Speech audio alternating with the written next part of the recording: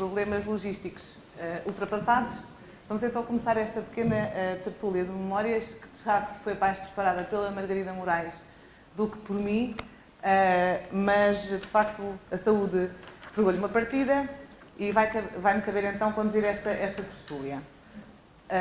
Dos 5 convidados que estão aqui, eu vou pedir que cada um faça uma pequena apresentação de si, mas dizer que 3 são do Monte Penedo, exatamente porque há este espaço de memória muito ativo e foi esse o critério da Margarida. 2 foram meus entrevistas, integram o livro Mação Retrato Falado, e o Sr. César é também aluno da Universidade Sénior e a Margarida tem feito também um trabalho com ele nesse espaço. Vou aqui começar pela minha direita. Sr. César, uma apresentação breve sobre si. São dois. Ora, com certeza que toda a gente já me conhece. Eu sou o César, mais conhecido antigamente por César do Café, e antes de tudo, vou pedir a assistência, agora me deem uma resposta. Não, são 4 ou 5 respostas. Que dia é hoje? Dia de São Miguel. Dia de São Miguel. Não, e mais, só o dia de São Miguel? 29 de setembro. É 29 de setembro. Mas também é o fim ano agrícola. É o fim do ano agrícola. E também antigamente, já de memórias, temos de ter a memória fresca e renovada. E também antigamente, aqui mesmo na nossa área, era o dia de contratar os pastores. Agora já não há pastores, mas era nessa altura que era contratado o pastor para todo o ano. E é que se fazia o contrato e a partir do dia 1 de outubro eles começavam a trabalhar. Pronto. Muito obrigada. Pronto. Começou bem. Quem é que sabia realmente que hoje era o dia que marcava o fim do ano agrícola? Sabia? Pois. Uma excelente partilha, realmente. Era quando se entregava, os rendeiros iam entregar as rendas aos senhorios. Muito bem. E então eu já fiquei a saber que o meu avô João Lourenço, neste dia, era contratado para os próximos tempos de trabalho, porque ele era realmente pastor. Era o João das Cabras, exatamente. Aqui temos o Sr. Evangelito. Eu seguro, que isto faz muito barulho, então eu vou segurando. Pronto, preciso voltar. Ora, a todos, muito boa tarde. Eu sou Evangelista Marques da Silva, nasci em 24 de fevereiro de 1937, quase com 82. Sou de Ribeira de Boazeiro, natural de Penhascoso, onde passei a maior parte da minha mocidade até aos 20 anos. Comecei a trabalhar no campo com muito orgulho e vaidade e sentia-me inchado aos 8 anos. Não havia escravatura, mas eu gostava daquilo e sentia-me bem. E toda a gente tem lá na terra, e está aqui algumas pessoas que me conheciam, que são mais velhas que eu, nomeadamente no Maria de Jesus. O meu pai era trabalhador rural e eu comecei a andar atrás dele, a lavrar e a aprender. E quando foi aos 8 anos já pegava no rabicho do orado, na junta de bois, e ele largava e eu comecei a trabalhar naquilo sozinho. Quando tinha 9 anos, toda a gente se admirava porque era baixito e quem desengatava o orado e quem virava o orado eram os bois. Porque eu não tinha força para aquilo, desengatava, dava um jeitinho, passava o rabicho do orado por cima de mim, e depois virava e lá andava eu. E toda a gente admirava, tão pequenino e já lavra sozinho, não sei quanto. E eu, todo vaidoso, claro. Bom, comecei a gostar daquilo, no trabalho do campo, normalmente é a agricultura, mas cavar e assim não, era mais com bois, adaptei-me bem àquilo e trabalhei naquilo até aos 15 anos. Como a gente depois, eu ia trabalhar para fora, ganhava dinheiro, eu trabalhava para a família, para o pai, e pronto, quando chegou aos 15 anos, a minha mãe estava a ver que eu enverdava para o caminho do pai e começou a pressionar o meu pai para... tinha feito a 4ª classe abreviada, tinha poucas habilitações, para ir para o colégio para as Mouriscas, desenvolver mais os conhecimentos da 4ª classe, para ver se me dava um futuro. E assim foi. Meteram-me no colégio, eu levava as mãos cheias de calos, ia pronto, martirizado do trabalho, e quando foi, era 2 meses, ao fim de 2 meses as mãos começaram a ficar sem calos, e com outro aspecto e tal, e já nem quis sair. Fiquei, para tirar o segundo ano dos liceus na altura. Fiz a admissão, porque só se podia ir para o primeiro ano e segundo ano, naquela altura, quando se tivesse 16 anos. Como não os tinha 15, tinha de fazer a admissão ao liceu. Fiz o segundo ano, aquilo correu bem, o pai com dificuldades e sem dinheiro e assim, e eu lá insisti, se fosse até o quinto ano e tal, e lá fui até o quinto ano, com muita dificuldade, lá fiz o quinto ano. Acabei o quinto ano, aliás, ainda não tinha acabado, fui para a tropa. Mas com uma vida dura, como era a vida ali do campo. Fui para a tropa, obrigatório, Mafra. Isto era mais ou menos a minha carreira.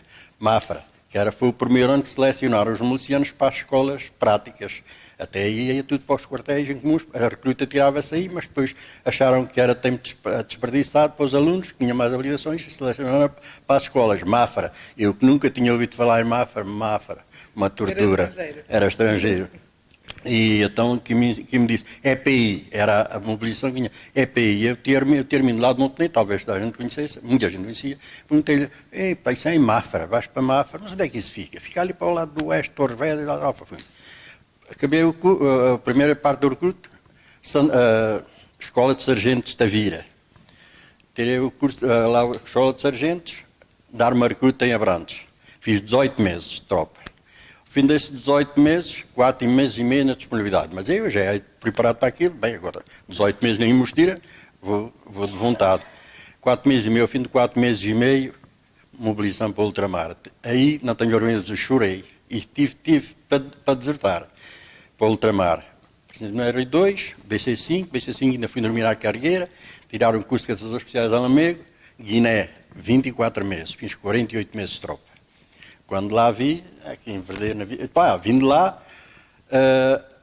ainda fui colocado em Tomar, porque não havia graduados, andava sempre cá e lá, não havia graduados, pregaram comigo em Tomar, e estive lá de março a setembro.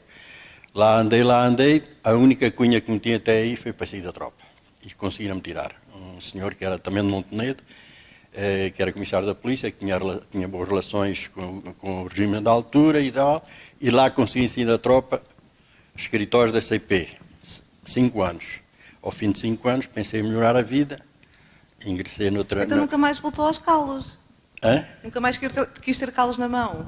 Nunca mais quis ter calos na mão, aquilo sabia tão bem, a vida era tão diferente, eu estava todo calejado até nem sei onde, e já não voltei, mas nunca me desliguei aqui da terra, nem da agricultura, ainda hoje continuo. Teve quantos anos fora? Tive volta de 38 anos, mas sempre ligado à terra. Fins de semana, férias, em vez de ir para férias para o lado, tinha ir para a terra. Sempre gostei aqui desta região e foi isso, talvez se lembre, eu com mais 4 elementos lá da terra, que estamos uma luta para desviar o A23, ou seja, na altura o IP6 de cima da nossa terra, que passava mesmo ao centro da terra para o outro lado. E tivemos a ajuda da Câmara, mas foram 2 anos de luta e com a ajuda da Câmara conseguimos desviá-la para o outro lado e até com muito orgulho, porque na altura até governamental reconheceram que o governo ganhou muito dinheiro com aquilo, muito dinheiro, porque desviou a estrada não só de cima da nossa terra, como evitou um viaduto com quase 800 e não sei quantos metros, e que em cima da minha casa e com 22 metros, e na parte mais funda tinha 28 metros e não sei quanto de alto. Era muito dinheiro, eles evitaram esse dinheiro, fizeram só o viaduto lá embaixo, na Arbeia de Boazeiras, e outra na Arbeia de Onfiri, que há uns viadutos pequeninos, e o Sr. Presidente, tive uma reunião com ele ali na Câmara, e várias, onde ele nos disse que o governo que nos podia bem indemnizar porque deixaram de deslocar não sei quantos milhões de metros cúbicos de terra, porque entrava lá em cima nos lameirões, entrava em trincheira, entrava em cima da nossa terra já, e o ponto mais alto, com 30 e não sei quantos metros de alto e quase 800 metros comprido, ganhou milhões o governo, mas pronto, isto para historiar mais ou menos a nossa terra. E porquê? Porque eu sempre gostei aqui desta zona, sempre estive ligado a isto, e foi... E quando se reformou, então voltou para cá? E quando me reformei, reconstruí ali a casa. Há quantos anos? Ora, isto, 1900, eu moro ainda hoje, lá tenho a casa que comprei nas Mercedes, em 1967, e vim para aqui, reformei-me em 94, mas antes disso já tinha refeito ali a casa. Estava a preparar o futuro. Já estava a preparar o futuro, e vim para aqui praticamente permanentemente, só que a vida prega-nos partidas e passado pouco tempo viuvei e voltei lá para baixo outra vez, porque estão lá os filhos, mas quando posso, Está cá. estou cá. Está muito bem, não é? Assim. E foi assim mais ou menos o percurso da minha vida. Muito bem, já vamos voltar a falar sobre algumas coisas que falou aí pelo meio, que nós queremos perceber melhor. Este meu amigo aqui à minha esquerda, hoje em dia eu acho que é um dos meus melhores amigos, Sr. António. Quem é que aqui nunca entrou na barbearia do Sr. António? Porque estão a cometer um crime. Nunca entrou. A sério. Está a cometer um crime, juro-lhe. Eu acho que a sua loja é o sítio... um dia tem que ser criado ali, de facto, um espaço de memória, porque é dos sítios...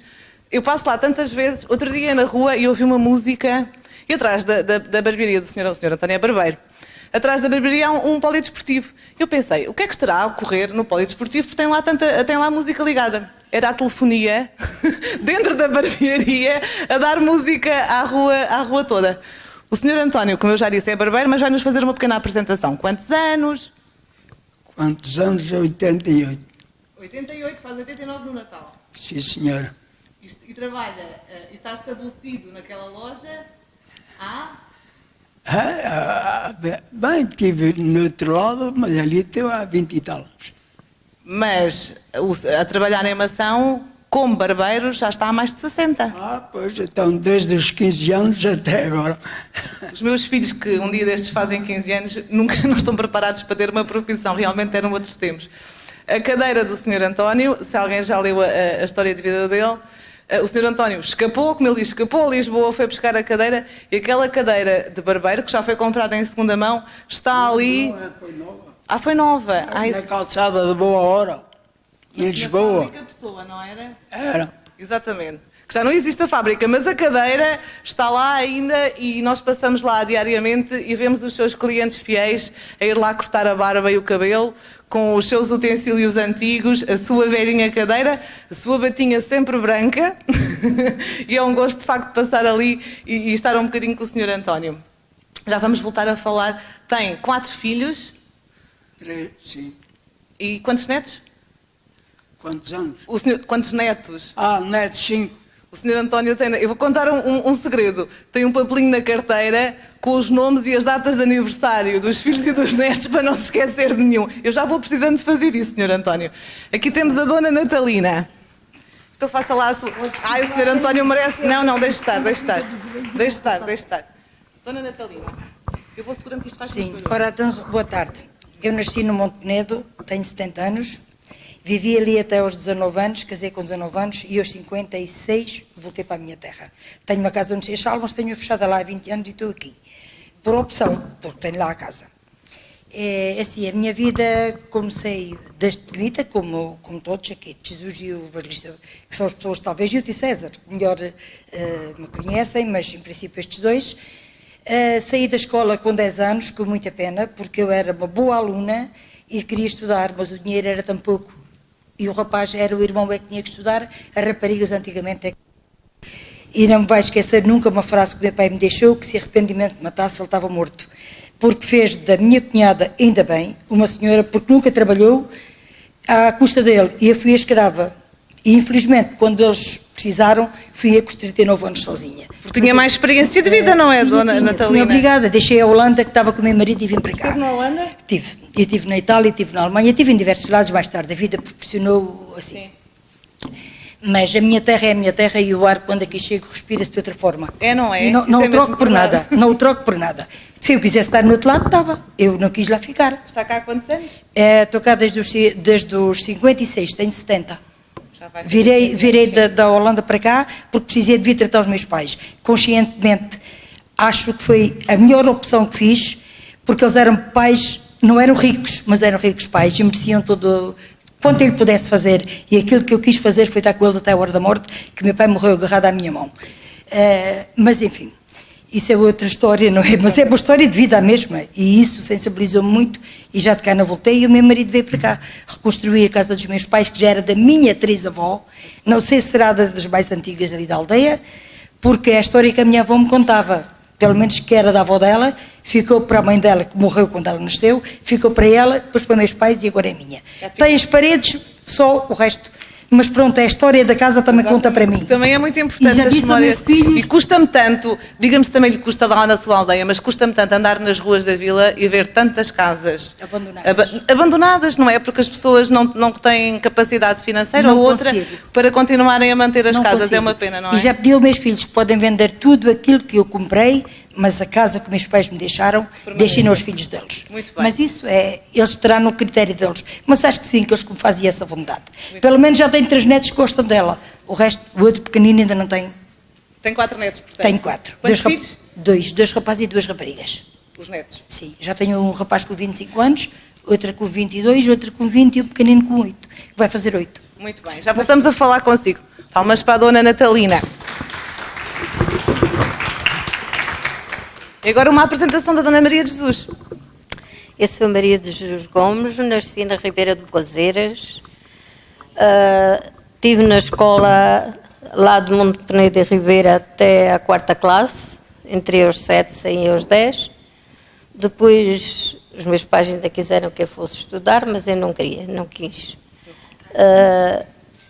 Fui aprender a costura e ajudava os meus pais no campo. Quando era que eles tinham menos trabalho, ia para a costura. Quando eles tinham mais trabalho, ajudava-os no campo. E aos 22 anos casei e fui para Lisboa e lá fiz a minha vida. Como costureira? Não. Deixou a costura? Deixei. Estamos sempre a tempo, sabe que eu ando agora a aprender a costurar, mas esse é outro tema. E tive lá uma filha, depois, entretanto, o meu marido reformou-se e voltámos para a terra. Mas durante o tempo todo nunca fui passar férias a outro lado que não fosse ali. Muito bem. Está cá agora há quantos anos? Eu já cá estou há 20 e tal anos. Muito bem. E continuo, apesar de estar sozinha, passo a maior parte do tempo aqui, porque gosto muito disto. Muito bem. Tem quantos filhos e quantos netos? Tenho uma filha e tenho uma neta. Muito bem. Tenho um livro seu, que ela... Obrigada. Já sei. Eu não sei se repararam que há aqui coisas que me estava a dizer há pouco que são constantes. Diga, Sr. António. Posso contar o verso que o meu avô me ensinou? Lembram-se de eu dizer que depois de falarmos e de ter às vezes as histórias publicadas, as pessoas continuavam a pensar naquilo. Esta semana sentei-me lá um bocadinho na barbearia e diz-me assim o Sr. António: queres saber que eu me lembrei, entretanto, eu já entrevistei há uns 5 ou 6 anos, que eu lembrei-me agora há pouco de uma quadra que o meu avô me contava e ele agora vai contá-la. O meu avô morreu com 90 anos e depois disse-me: olha, todos temos um espírito. O que, avô? Todos temos um espírito. Então, sabes o que é que o espírito diz para a alma quando a gente morre? Não sei. Fica pai e corpo só, não és terra nem és pó. Eu vou dar contas a Deus e não me encontro lá só. Seguiste os teus apetites, eu nunca os contrariei, tudo bem e mal que fizeste, só eu pagarei. Muito bem. Portanto, tinha esta memória de miúdo, contada pelo seu avô e já não se lembrava dela. Portanto, isto serão quadras com mais de uma centena de anos. Estava eu a dizer que, não sei se repararam, que há aqui algumas particularidades. As senhoras que queriam estudar, mas os rapazes tinham prevalência, é uma realidade. A minha avó tinha 7 irmãos rapazes, foi a única que não estudou, e isto era um retrato realmente família sim, família sim. Ou família sim, família não. O desespero que era arranjar dinheiro. Como é que o seu pai pagava? Era com os pinheiros? Meu pai fazia várias safras. Fazia mestre de lagar, 33 anos. E naquele tempo era uma escravatura, não ganhavam dinheiro, era azeite. Sim. Quanto mais azeitona moíam, mais havia a maquia, chamava-se a maquia do azeite, e depois era dividida pelo mestre e pelos ajudantes, pelos lagareiros. E então esse azeite era vendido e era daí que vinha o dinheiro. Vendia alguns pinheiros, criava 2 ou 3 porcos, ficava com 2 para casa, vendia um, comprava bois pequenos para ensiná-los a trabalhar pelos dias e era assim, vinha o rendimento, era mais ou menos isso. Porque havia muitas pessoas que, para os filhos estudarem, era também Era com o corte difícil, dos era muito pinheiros, difícil, Era sim. muito difícil e depois também ia à ceifa. Também Sim. foi à ceifa. Iam daqui para as Galveias a pé. Exatamente. A pé. Há uma história muito gira que o professor Luís Barbosa com certeza vai falar nesse projeto a seguir, sobre os ratinhos. Era os ratinhos. E eram os ratinhos. Mas de certeza que o professor Luís Barbosa vai falar desse projeto a seguir da Universidade Sénior, os ratinhos da Beira, exatamente. Mas já agora, para falar ainda no termo de aquilo era difícil. Hoje, felizmente que é assim, todos os alunos têm transporte, todos os alunos têm onde comer e beber. E mesmo assim queixamos-nos muito, não é? O ser humano é essencial. Eu ia para as Mouriscas estudar, ia e vinha todos os dias, 5 sério? km para cada lado, a pé, sempre, dia de verão e de inverno. E tive um colega que já morreu, esse foi desde a admissão até o 5º ano, todos os dias para lá e para cá a pé. Mas eram vários? Éramos só 2. E ao 3º ano, até que meu pai me comprou uma bicicletezita, já era um rei com uma bicicleta. É um senhor, mas era muito difícil. E não tínhamos onde almoçar. De verão era debaixo de uma oliveira, em qualquer lado, que era fácil. Agora de inverno a chover, debaixo do chapéu de chover, que a gente almoçava a refeição, o lanche que levávamos. Foi. E andávamos nisto, eram 10 km para cada lado por dia.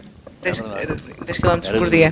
Também quem fazia muitos quilómetros para vir trabalhar para Mação era aquele senhor ali à minha direita, o senhor César, que me disse, quando eu o entrevistei, eu já nasci com alma de velho.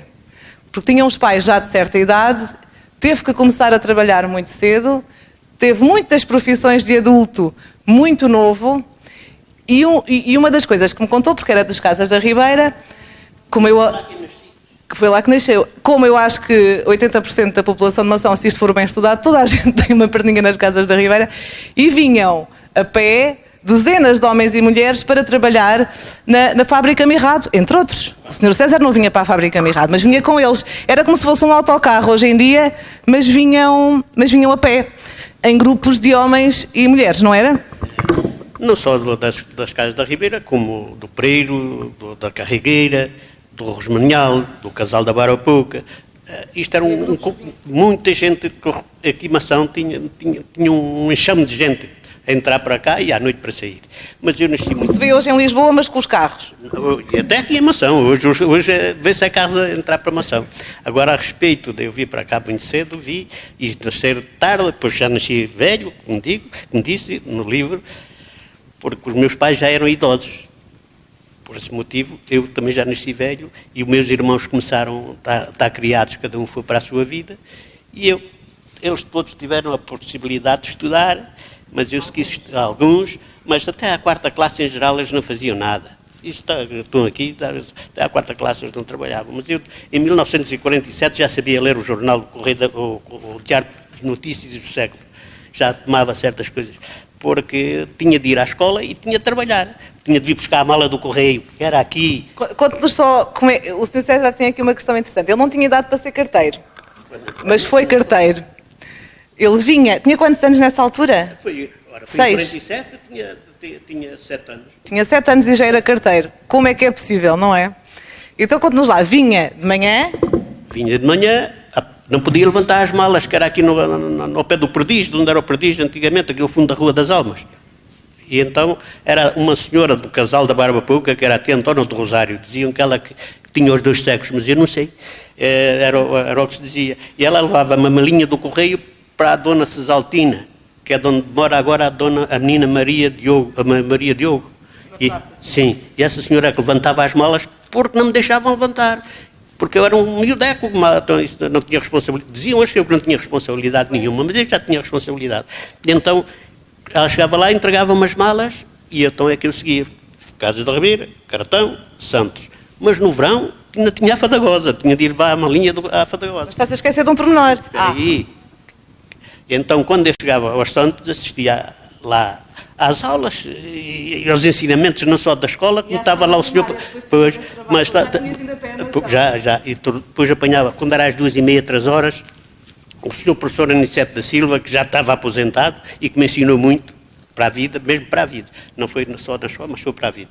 E lá vinha o César com a malita do correio por aí abaixo, a apanhar as outras, Caratão, Casa da Ribeira, e aqui tinha de entregar até às 5h30, porque senão já não as recebiam. E às vezes já estava fechado, mas eu recebia. e depois voltava novamente para a Chaves. Portanto, com 7 anos era um trabalhador estudante. Era muito grande, mas tinha... De uma mas recebia muito dinheiro, era 4 escudos por dia. E a minha mãe estava entravada. E depois aquilo era sábados e domingos e tudo. O transporte do correio era todos os dias. E eu dizia para a minha mãe, eu quero ficar a brincar, eu queria jogar a bola, pelo menos aos domingos. E ela dizia assim, olha filho, tens de ir, quem é que há de ir? Não há ninguém que faça o teu serviço, tens de ganhar para a cozedura. Vocês sabem o que é a cozedura, não sabiam? Naquele tempo toda a gente sabia, da minha idade, todos sabiam o que era a cozedura, que era os 120 escudos do mês, dava para comprar cada semana 30 escudos de farinha. E era assim a vida.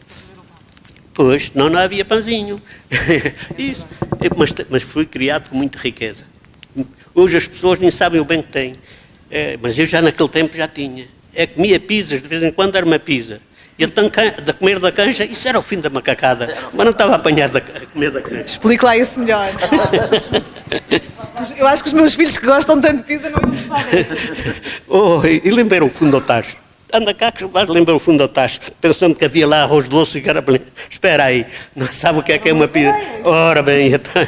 Mas era bom que assim ensinavam a ser gente logo pequeninos. Mas olha, paciência, foi assim a minha vida, mas a minha vida é muito complicada. Desculpe, Sr. César, de todas as pessoas que eu entrevistei, e muitas foi no jardim, em bancos e em espaços, era mesmo uma conversa. O Sr. César foi um dia, já ao fim do dia mesmo, ele tinha o café, o César, lá em cima ao pé do Lar dos Bombeiros, e eu sentei-me ali naquelas mesinhas ao fundo do café, só para 2 pessoas, a conversar. E nós tivemos 3 horas e 1/4 a conversar sobre a vida dele. E quando a entrevista acabou, eu senti que as luzes à volta tinham ligado. Conseguem perceber? Naquelas 3 horas, eu não estava ali. Foi uma coisa realmente que não me aconteceu com mais ninguém. Parecia que tinha estado a viver noutra dimensão. Acompanhámos a história toda dele. E lembro-me de terminar a conversa e de repente é que percebi que estávamos no café outra vez. Foi muito interessante, uma história muito interessante e muito sofrida, mas também com muitas alegrias, não é? É uma pessoa muito otimista. Não, mas tenho uma coisa a dizer. Porque o seu professor ontem aqui falou num assunto que lá passou em Angola. Sim. Mas eu tomei nota e ficou-me... Porque ainda mandei assim um tique, porque o seu professor disse, eu fui dos primeiros a praticar aquele ato, porque o comandante de batalhão, que é um ato, já vai, o meu batalhão foi o 137, que embarcou em junho de 61 e veio em 16 de setembro de 63. E quando foi a Operação Pedra Verde, aquilo foi um transtorno muito grande, uma operação muito forte. Muita tropa, muita confusão, e sabem que o povo fugiu para a mata. O povo, o nativo, fugindo da mata. Mas depois daquela confusão toda, eles fugiram para a mata antes da operação Pedra Verde, porque foi logo quando arrebentou a confusão. E quando eles começaram a vir, eles vinham lá com um panito branco queriam vir para a paz. Então, quem é que havia de receber? Porque eu era do Serviço de Saúde. O seu professor disse que era o cabo Maqueira que estava de enfermeiro. Era o meu caso.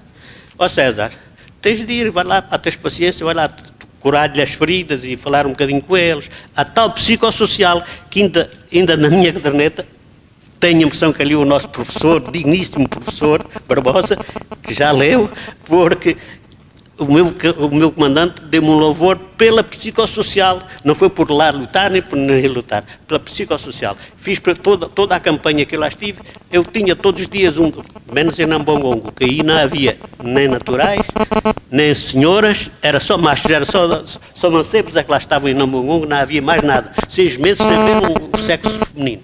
Se alguém diz que viu, é mentira. Do meu grupo.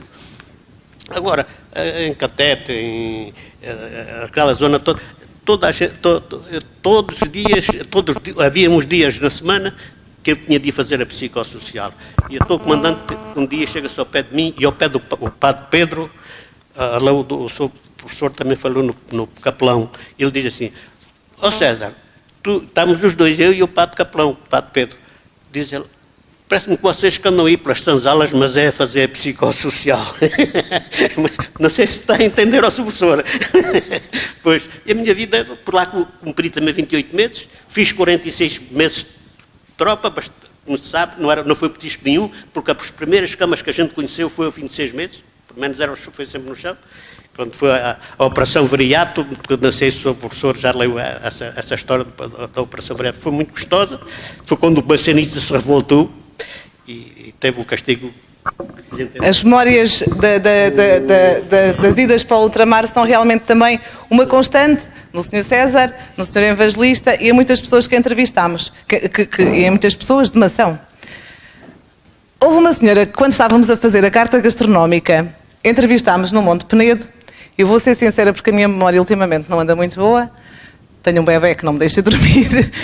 E essa, a Dona Belmira, era a sua mãe, não? Eu sabia que a sua cara me estava a aparecer. A Dona Belmira contou uma coisa muito interessante quando estávamos a fazer a recolha de receitas em 2011. E ela dizia que não havia muito dinheiro e o açúcar realmente era um bem de luxo. E a Dona Belmira contava que a mãe dela, para fazer a mexuda, que é um doce de abóbora, que pessoalmente acho que é dos melhores que nós temos na nossa tradição gastronómica, e para fazer até o café, cozia passas de figo na água, fervia as passas de figo, e essas passas adoçavam automaticamente a água, e já não tinham depois que usar açúcar no café, nem na mexuda, não era, Dona Maria? Eu sabia que a sua cara não me era estranha. E a sua mãe, que entretanto já nos deixou, tinha esta memória. Tem também estas memórias de tempos difíceis. Eu soube pela Margarida que vocês têm algumas memórias relacionadas com ouvir vender os produtos da horta à Mação à praça. Muitos de nós já não têm memórias da praça, que realmente parece-me que era um sítio de muita vida. Ao pé da farmácia, era ali naquele largo, ao pé do café. Da Praça H. Coutinho, Sim. ao pé do Café Central. Quer-nos contar um bocadinho como é que era vir à Praça à Mação? Olha, balavam de lá com os burritos. Portanto, as pessoas juntavam-se com os seus produtos das hortas. Depois cultivavam feijão, tudo o que a horta criava. E quando era ao domingo, vinham de madrugada a cavalo nos burritos para aqui trazer a hortaliça e as coisas que a terra lá dava. Ao domingo? Ao domingo. Eu ainda me lembro de vir com a minha mãe, a acompanhá-la a fazer essa vida. Traziam as mercadorias nos burros, vinham Sim. a pé com os burrinhos, Sim. juntava-se muita gente. Juntava-se, da Ribeira e Montenedo, juntava-se sempre muita gente. Era a Praça de Mação, era quem governava a Mação, era a Ribeira e Montenedo. Era de onde vinha as hortaliças e as coisas. Para abastecer a vila. Para abastecer a vila, era de lá. Muito bem. Também se Era lembra disto, difícil. Dona Natalina? Sim, traziam o quê? A minha mãe trazia um pouquinho de tudo. Por vezes já vinha até coisitas encomendadas, porque as pessoas às vezes queriam, olha, eu trago-me umas couves retinhas ou umas nabiças, e em geral estavam sempre todas as coisinhas melhores é que vinham, porque tinha que se arranjar dinheiro. Claro. Porque eu lembro-me muito bem, pronto, cada um tem a sua vida. A minha mãe eram 5 irmãos e o meu avô era bastante pobre. O meu pai eram 3 irmãos, os outros 2 casaram ricos, o meu pai casou pobre. E na minha casa ainda se passou algumas coisas. E há uma coisa que nunca me vai esquecer na minha vida, é que o meu pai não tinha dinheiro para comprar azeite ao princípio do ano e não havia supermercados. Foi. E eu andava com uma mitoliazita a procurar quem é que me vendia um litro de azeite para a comida. E uma vez cheguei a casa a chorar e disse à mãe, eu não tenho, ninguém me quis vender. E o meu pai esvelhou-se ao lado da lareira, porque na altura não havia fogões, eram umas trempos, pronto, umas panelas. E a minha mãe não sabia o que havia de fazer para comer, que não tinha azeite, e o meu pai agarrou-se a mim e ao meu irmão e disse, nem que eu coma terra, mas vocês não vão comprar 1 litro de azeite. E hoje temos muito azeite para vender, felizmente. Essa nunca me esquece. E a minha mãe, coitada, desfez um bocado de toicinho, daquele que se trocava os presuntos por toicinho, para Outra poder memória derreter. coletiva, sim. Fez uma espécie de torresmos e com isso cozeu umas batatas e nós jantámos. Por isso eu não posso dizer que nunca passei fome, mas vi a minha mãe muitas vezes a comer um bocadinho de pão de milho com azeitonas para me dar o resto do almoço. Sim. E vestia-me um casaco quando ela andava com coisa de chita de inverno. Por isso é que a sua consciência disse depois tinha que vir cuidar deles, não é? Claro, evidentemente. E andar com chinelitos para me dar uns sapatos. E eu saí da escola com 10 anos, fui apanhar azeitona logo na Sano, e depois andei um pouco por resina, andei na Ribeira a fazer ceras e capachos para os lagares, sei fazer isso tudo, mas era um tempo muito feliz. Fui pobre, mas muito feliz, porque tive muito amor e pronto, eu gostei muito. E tenho saudades da felicidade que havia nesse tempo, porque nesse tempo havia valores, havia muita coisa que hoje não há.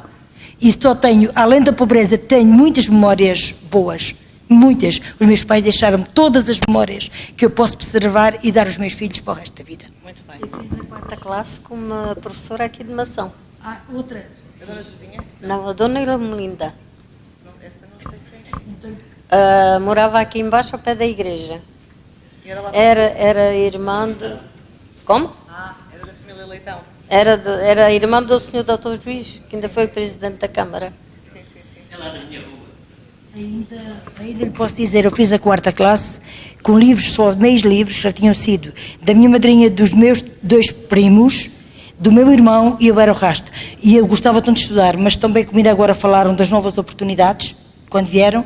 Eu, com a experiência da vida, foi no primeiro ano que para aqui vi, consegui ficar com o 9º ano. Não foi um processo tão importante? Importantíssimo. Baseado na sua história de Pelo vida? menos fica com uma coisa assim, a única oportunidade na vida que eu tive de estudar. Muito bem. E gostou? Gostei. Eu pensei que Pode ficasse continuar. só com... Não mas anda na fiquei com o universidade Nuno. agora?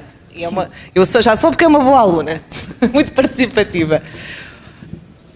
Todas as pessoas com quem eu fui falando falam, por um lado, de um excesso de pobreza e às vezes de fome, e por outro lado, de um excesso de felicidade que hoje já não encontram. Eu acho isto super interessante, como é que as pessoas se sentiam tão felizes. Houve uma pessoa, eu acho que não foi o Sr. António, houve alguém que me disse, as pessoas deixaram de ser felizes porque apareceu a televisão, e as pessoas deixaram de conviver na rua, porque uma coisa que hoje até se fala, a vida nos cafés. Naquele tempo vivia-se muito à volta dos cafés, das tabernas, não era? Quantas tabernas havia na Rua de São Bento? Era porta sim, porta não. A Rua de São Bento, As 30, que eu tenho de lado distante. 30 em Mação, não só na Rua de São Bento. Aqui em Mação havia 30 e tem lá o nome das pessoas todas. 30 tabernas. 30. E na Rua de São Bento, que chegou a ter 200 habitantes, não é? Por aí. E agora está 2 ou 3 só. As mulheres vinham pedir a maçã. E todo de manhã era uma passita e um copo de aguardente. Uma passita de figo. Pois, e bebiam um copinho de aguardente. A tia Margarida, que era a taberneira, perguntava: queres do A grande ou do A pequeno? Epá, eu tinha 9 anos, mas o que é que ela quer dizer com aquilo? E depois, que mais tarde, comecei a compreender. O A grande era aguardente forte e o A pequeno e cuidado. Elas bebiam o copo de aguardente. Da qual? Da qual? Da forte? Da forte. Quando era da fraquita não diziam nada. E ela, a tia Margarida, perguntava sempre: queres da forte ou da fraca? E queres do A grande ou do A pequeno? Eu quero do A grande. Pronto, era mais forte. Era mais forte. Dava-lhes mais energia. O Sr. António também recordo que falava que às vezes tinham mais fome. E então ia com os outros moços para os terrenos que tinham sido cultivados apanhar aqueles restolhos das batatas e das cebolas e depois os assavam. Minha mãe tinha o forno, naquele tempo o pão era pouco, era um arame enfiado com batatas e cebola, era o que eles comiam. Assavam lá no forno. A minha mãe cozia pão para toda a gente, cá de Mação, e a paga era um pão. Eu nunca passei fome, mas de conduto, vai à casa do Sr. Pina, vai à casa do Sr. Armando. Pois, era azeitonas, é que lá vi, e mais nada. E já era muito bom. Ó Sr. Evangelista, e estas memórias da altura dos calos, também vinha à praça? Não, normalmente eu não vinha à praça, a minha mãe ia, mas ia mais para as moriscas. Porque era só as senhoras que vinham, não era? Os homens iam acompanhá-las até certo ponto do caminho e depois elas vinham sozinhas com os burros, muito bem. Era isso, era. Mas é como se diz, era uma vida de sacrifício, mas havia uma coisa que era, ainda hoje recordo isso, era a honestidade das pessoas. Nesse tempo, emprestava, eu lembro-me, meu pai emprestou e pediu dinheiro para a vida, às vezes precisava fazer um negócio e não tinha, e então eu vizinho de lá dizia: compadre, se me emprestasse aí um dinheirinho, até que o compadre precisa, ou vinham à minha casa, ou do meu pai também, E 1000 escudos ou assim, 500 escudos, na altura era muito dinheiro, eu faço intenção de pagar para essa altura. E dizia assim, compadre, até não vamos buscar ali 2 testemunhas. Sabe qual era a resposta? Até a nossa palavra não vale nada. Muito bem. Não temos barbas na cara. E nunca falhavam o pagamento. Se falhavam, ia logo lá, se pudesse para mais um tempinho, mas nunca ninguém ficava de ver nada. Havia confiança na palavra hoje. A palavra hoje é hoje. De certa forma, os valores foram-se perdendo. Temos que falar neles para ver se não se perdem. Nós queríamos muito continuar, mas de facto o tempo hoje é relativamente curto. Havemos de continuar, se calhar, com este projeto de outra forma. E temos agora que uma importante também sessão de encerramento com o Dr. Luís Barbosa, que vai também falar um pouco de outro projeto que está a decorrer cá em Mação, também à volta das memórias, e nós realmente temos que ficar por aqui. Eu agradeço muito. Eu sabia que o Sr. César ia fazer uma conclusão. Nós vamos então terminar este espaço de tertúlia, com muita pena, e vamos ficar então... Muito obrigada a todos por terem vindo, e vou então passar a palavra para finalizar ao Sr. César. Além de eu ser um rapaz pobre, era o mais pobrezinho lá da povoação, andei descalço até aos 13 anos, mas tinha uma coisa, era rico. Era rico, e sabem porquê? Porque havia muita rapaziada, assim da vossa idade, jovens, assim, convosco, que andavam aí a estudar, mas eu tinha de trazer o pão centeio lá das aldeias, a mãe deles dizia, leva lá o meu pão para o meu fulano, que moravam aí nas casas dos e outros, e eu trazia. E qual era a recompensa? Às vezes um testanito, como dizia lá o professor Aniceto da Selva para mim, César, um testanito, porque um conterrestre sem um testão já não é um conterrestre. E vou-vos contar uma história que vocês todos conheceram, as pessoas. Havia o Sr. José Simões não, Mané Gigante, e António Sequeira. Quando foi inaugurado lá em cima aos Correios, era uma criança, e quando foi a fazer lá o papelinho, a dar lá muitas graças ao senhor, a elogiar o Sr. António Sequeira e o Sr. Manuel Gigante, trocaram nos nomes. E eu fui lavar a maleta do correio, e também eu tive direito a um papelinho daqueles. E eu vou levar a maleta lá aos Santos, e diz o Sr. António Morgado, que negociava em frutas, azeites e cabritos lá para Lisboa, e diz ele assim, César, olha que vais ter de levar esta carta aqui, para entregar ao Sr. Manuel Gigante. Olha, cuidado, olha, estás a ver aqui, um envelope já virado do contrário, mas colado que era para poupar, porque não se podia gastar dinheiro. Aqui está, olha, contou o dinheiro, meteu lá para dentro, disse, vais entregar isto ao Sr. Manuel Gigante, tinha a alfaiataria aqui, de onde foi a padaria aqui na praça.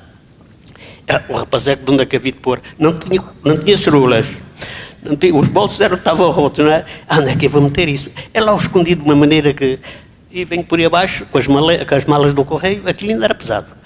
E por aí fora, cheguei ali, como tinham trocado o nome, eu tinha lá o papel, fui ao Sr. António Sequeira como sendo o Mané Gigante.